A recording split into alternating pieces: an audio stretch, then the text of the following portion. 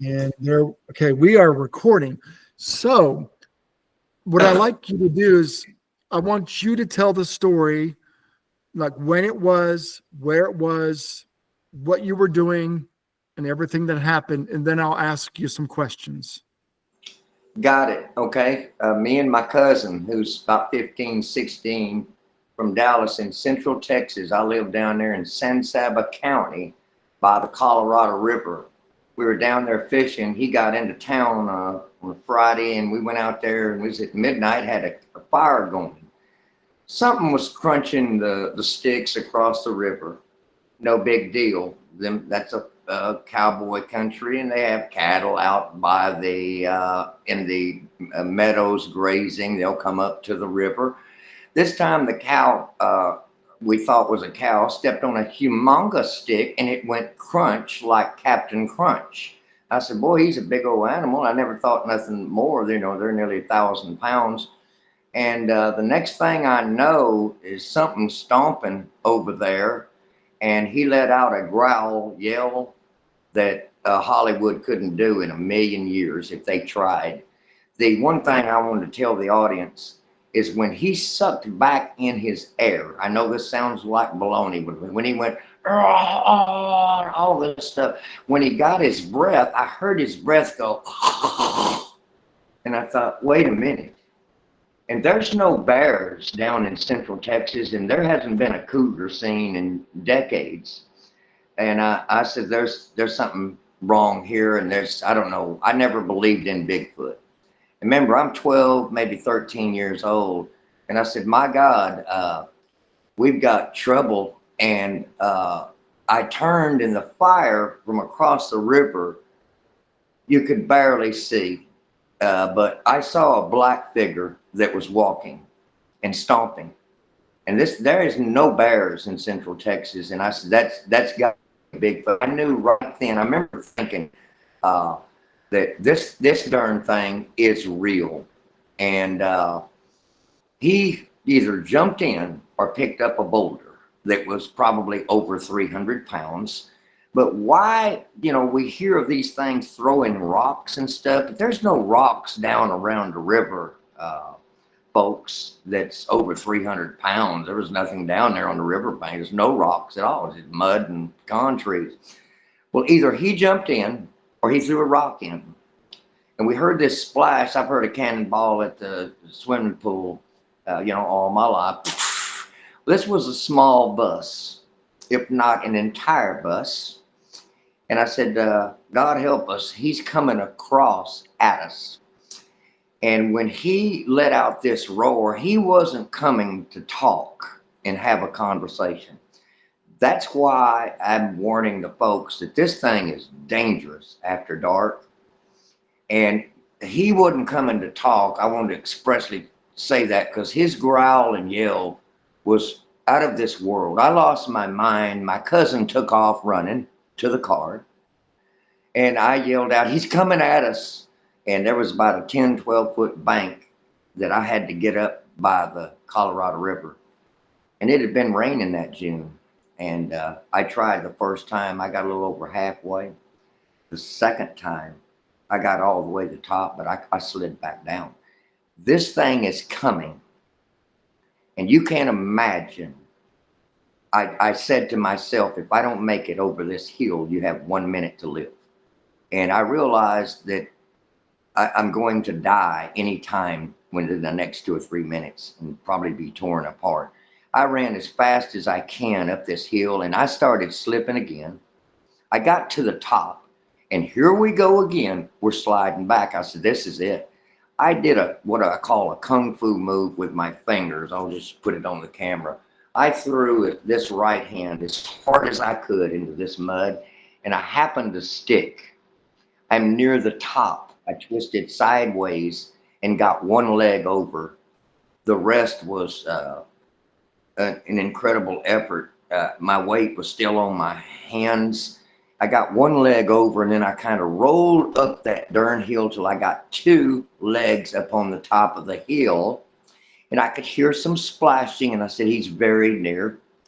But I've made it up now, and I rolled over on the top of this hill. And I stood up and I took off. Here's where the horror nightmare movie comes, gets real good.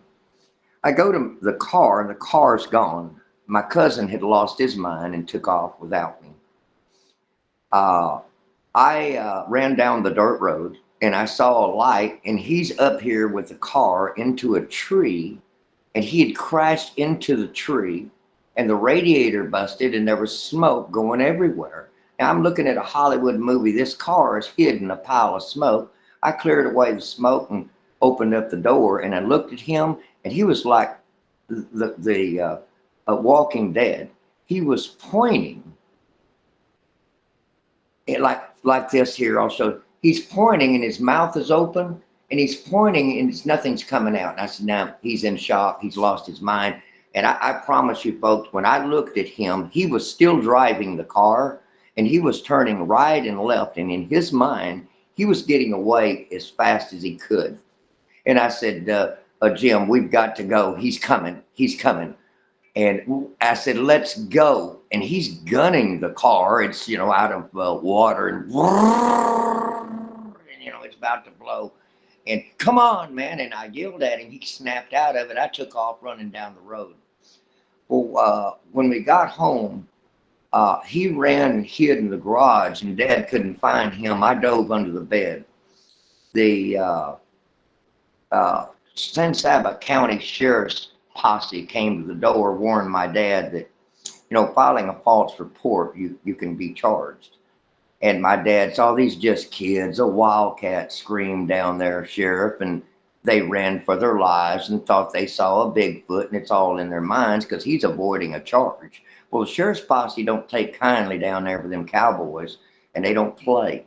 And he went and come and got me and threatened me 3 times that I'm going to whoop you, boy, if you don't get out from under the bed. I thought to myself, I couldn't care less. This thing is coming. And in my mind, he's followed us to town, and he's coming after us. Now we're in town, we're safe. But I crawled under the bed. Dad drugged me out, and I stood before the sheriff and deputy sheriff. And he didn't believe me at first. And he turned around and told my dad, come here. And he said, look at this boy's eyes. These boys are all wild-eyed. And you said you had to drag him out from under a bed. And my dad said, yeah, he's petrified. And the sheriff knew that we had seen something that just terrorized us. So the posse went down there, and the sheriff, and called my dad. Y'all got a green Chrysler, I think it's Ford Fairlane 500. And he said, yes, sir. Well, it's drove into a tree. And he said, yes, sir. The cousin wrecked it. He's got a driver's license. Well, we found your car, but we found no tracks or nothing of no evidence. But the sheriff began to believe that the story was true after he saw my eyes in the wrecked car, and he didn't press charges. But the next day, I was in shock. Mom told me, here, drink this. It'll put you to sleep. And I said, water? And she knew that I couldn't sleep. They couldn't get me back out from under the bed. And I suspect she put some Tylenol PM in there, 12, 13-year-old kid, because I wasn't going to sleep any time soon that week. And that's about the end of the story. The only thing I can tell the audience is it was big and black. And this thing was not no Hollywood actor. And, I wanted to tell the audience, if you think for 1 minute that the Hollywood movie producers are down on the Colorado River in the middle of the night with no lights, with a guy in a monkey suit, yelling and screaming, scaring kids, jumping in the water moccasin river. And by the way, in the mid-June and July, it's mating season. These things are in big basketballs up against the banks. And there's no way you're going to go swimming without jumping in. So an actor jumped in the water, being videoed and filmed, but there's no lights. And I told my cousin later on, I never saw that movie we were in because it was in total darkness. So what I'm saying is like an acronym. Something else happened than what I'm saying. It wasn't Hollywood actors jumping in snakes with with no lights on, scaring kids out of their mind, wrecking cars. So the only bottom line I can say is I know he's real because I ran for my life. I mean, he was 30 to 40 feet from me in this water. But I ran track in about sixth or seventh grade. I was like second, third fastest. I got some ribbons. And when I move out, I can go because I'm real small and very, very fast and quick. My legs wouldn't work. And I remember thinking, track is not like this. When you're running for your life, I'll tell the audience, it's like you're drunk. And you know you've got to get away, but your legs won't work. And my cousin was out of his mind. He wanted to be taken back to Dallas. He was going to stay the weekend. He begged my dad, please take me back tonight. And, oh, we'll get you back tomorrow, son. And that's about the end of the story. It is, I don't like telling it because I'm ticked as a man now, a grown-up cowboy. I actually will tell the audience, I want to go back down there. And I'm not going to say what's going to happen, but he's not going to run up on my camp again and driving me crazy and all that. I'll just leave it at that. But yeah. I'll just say another thing. One of us is not leaving the riverbank. Oh. Yeah, when I talked to you earlier on the phone and you mentioned that, I can tell that you're angry now at him scaring you that bad. You have a lot of anger towards it. Yes, sir. Yeah, I can't talk right now. Yeah. It was pretty traumatic. Now people want to know if it was dark out, how did you see it? Was there any kind of lighting or anything? No problem. Can you tell? No problem. I think we had a flashlight, but I'll admit it wasn't on. We had a campfire, and at this point in the Colorado, I thought about this. It wasn't a long way across, and I would estimate, 30 yards is about 100 feet. 100 feet, 30 yards. I'd say about 40 or 50. It gave off some light. You could see the river there 10, 20 feet out, but it gave off very little light across the river. And I will admit that I just saw a black thing crunching in the night. The fire, I'm just going to say right here and tell the truth. I could not see him clearly. I couldn't see him clearly, but I saw him standing up.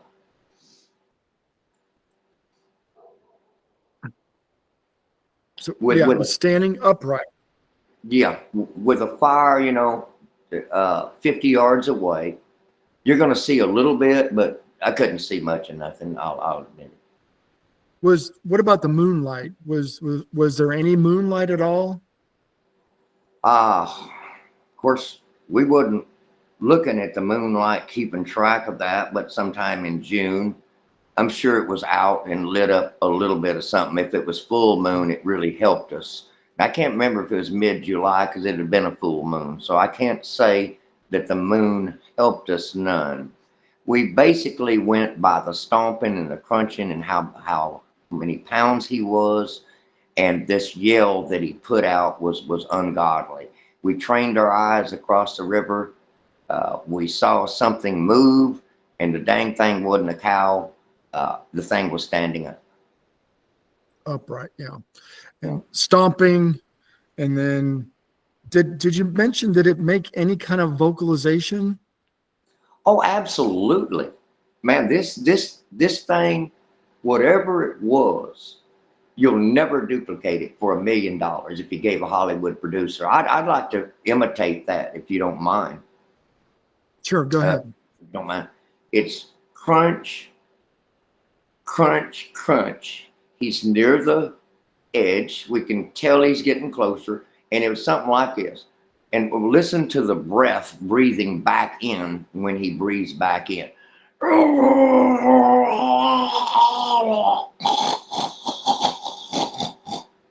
You hear that suction back in?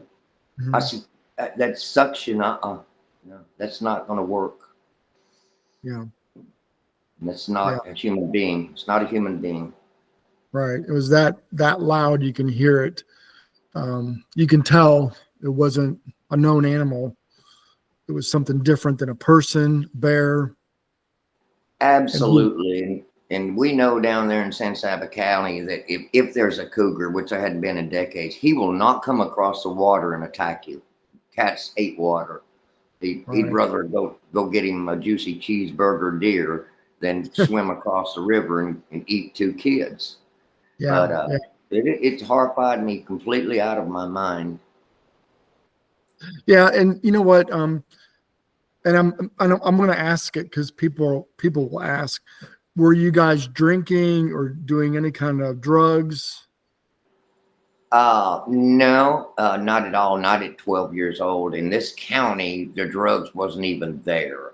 They may Mhm. have been in Dallas and drugs going around, but not down there in the county. These are cowboys, and it's zero drug tolerance. Mhm. And Yeah. there was never ever any drugs down there. Never ever anybody in the paper busted. Never nobody DUI on dope. There's absolutely zero down there. Yeah. Yeah. I just have to ask it because people always want to know, like if you were drinking or whatnot. And this obviously was something you can tell it was not a person. You can tell it was not a known animal. You can tell this thing was different. It was big, strong, aggressive, like something in your brain, you know, right away, this is not normal. And that's what causes that fear to make you run like that. You know? Absolutely. Absolutely, just I lost my mind. You hear of monsters and you're scared. And I'd watched The Night Stalker, and I was a scaredy cat. But experienced this down on the riverbank, and it blew my brains out as a 12, 13-year old. It just blew me away, and I thought this Bigfoot's real. And I remember running, thinking I didn't think he was real, but now in reality, you're running for your very life. And I just want to tell the audience, as a punk teenager, when we moved back to Dallas, family did, that I got in a little trouble with the cops, and they chased me one time, and and I ran from them. But there's no fear from the cops. When they catch you, you're going to jail. If this thing catches you, you know you're dead within 2 minutes. And there's a whole it's another level of fear. And I'll tell the audience, my heart was pounding so fast that if I'd have been any older, I'd have had a heart attack. But I was a well athletic, 12-year-old, 13-year-old boy that ran track, and my heart was like this, and it just bam, bam, bam, bam, bam, and that's it, it threw my cousin into shock. He couldn't even talk. He, like I said, when I got the car, he's still driving the car and turning right, and the car is into a tree. So that tells you Yeah. how he had lost his mind, and he's gunning it every. Turn right, Joe. No, the car's no good. I had to shake him out of his shot and tell him 3 times, "Let's go. He's coming." So, oh Yeah. God, I just don't want to go through that ever, never, ever again. Yeah. Well, I appreciate you sharing this story. I know it's scary, even you retelling it. I could sense the fear. Yeah. But for those people that are listening, if anybody has had a sighting around that same time frame, right, and the area, what's the nearest city to that area? Well, it's San Sabo County, and the county seat is San Sabo, the city. And this is the old cow trail from the San Sabo Trail back in the 1800s to Kansas or Dodge City. So you remember the San Sabo Trail. And it's a very historic site, the con capital of the world. And there had been reportings down around Hamilton, which was 30 or 40 miles a few years later. and his sighting around there was very rare. I didn't even know he was around there, but I'd heard a few sightings around there where uh, there had been animals killed. So I didn't even know that myself. Yeah. Now your cousin, is he still alive? Buddy Gibson, I don't know. Him and my dad's brother moved back to Oregon, to Clackamas, Oregon, and hadn't seen him in years. And yeah, uh-huh. Okay. And I just want to say one. Go ahead. No, you go ahead. Go ahead.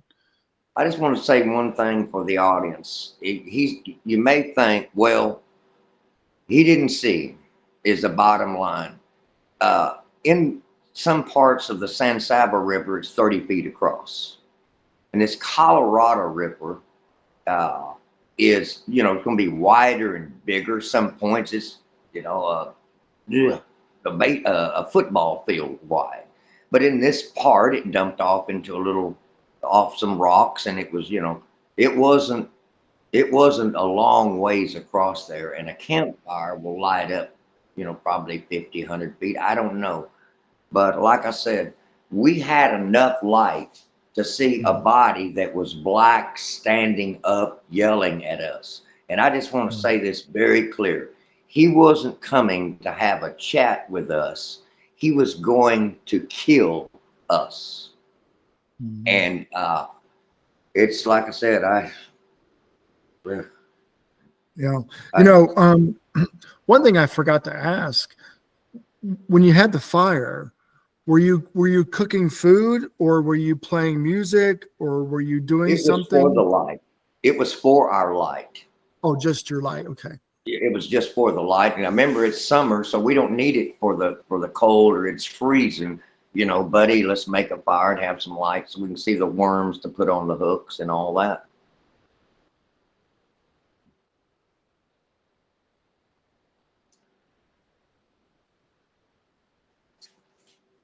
Okay. Sorry, cut out there. Can you repeat that one more time? Yes, the campfire, it's not going to be for warmth in the middle of June. So I don't know if we had a flashlight or not. I can't remember, but I know we had the fire only to see, putting worms on the hooks and to see the fish that we were catching. So we really didn't need the fire. I see. So you were fishing. I gotcha. I see. Yeah, because sometimes if you're in its fishing hole, like where it fishes, it can get very upset and chase you off. I've had a lot of reports in Kentucky of people fishing at night, and they get aggressive, throwing rocks, yelling. And I had a police officer. A police officer was fishing in a lake called Taylorsville Lake in a cove. And this thing came down through the woods like a bulldozer, yelling and screaming, breaking branches. And that police officer drew his gun and identified himself. And that thing kept coming. And they pulled anchor and they left because that thing wanted them out of that cove. Absolutely. These things are I've noticed, I've studied them for 50 something years, including the Roger Patterson film from 1969, which I saw in elementary school. And I said, that's not real. It's a guy in a monkey suit. And so I had to convince myself it's a monkey suit. And I'd blown it off. But I've studied this thing. And in the daytime, you see you and your wife walking through the woods. He'd be hiding behind a tree. Oh, it's a Bigfoot. You look up and he's taking off going the other direction. You come on his territory after dark, and it's like Jekyll and Hyde. I wouldn't go fishing now. I wouldn't dare with all of my buddies unless we had plenty of protection, because I would never ever go myself. That's how horrified I am of this thing. Yeah. Yeah, that was a pretty scary experience.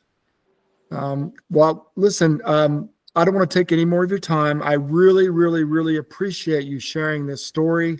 I know people will appreciate it as well. And, you do get some people out there that are skeptics, and that's okay. That's fine. You know what you saw, what you experienced. They cannot take that away from you. And, I hope people can listen to this and maybe they will share their stories, maybe even the same area. They'll come forward. Absolutely. Absolutely. And I just want to tell the audience, there's no point in me lying. Here's a disbeliever telling a story. Why would a disbeliever tell a story of a monkey suit? And then never tell anybody. I'm certainly not after fame or fortune, and hid it to myself for 50 something years and just now telling it. That's ridiculous. Something don't make sense as to what shut this guy up all of his life, because he was petrified. And so I just want to tell the audience that, at night, it's a different story. Just do not go fishing in some deep woods in some country and camping out and whatever you do, unless you've got, United States Air Force 50 caliber gun. But I'm laughing now because I got over it. I will tell the audience it took me a few years to get over the nightmares. Yeah, I believe it. And thank you very much for having me on the show. Yeah. And every single word was the whole truth and nothing but the truth. There's no point in me lying at any point in this. I mean, Dad's ticked because the car's family's wrecked. The sheriff's going to charge him for false report. The kids are hiding under beds, and another one's disappeared and ran, and hiding somewhere, and we can't find him, ducked in the garage behind some boxes and stuff. So something's not right here, and the sheriff knew it, and he never pressed charges. So thank you very much. Yeah. Well, thank you again, and you have a wonderful night. Thank y'all very much. Bye. Bye-bye.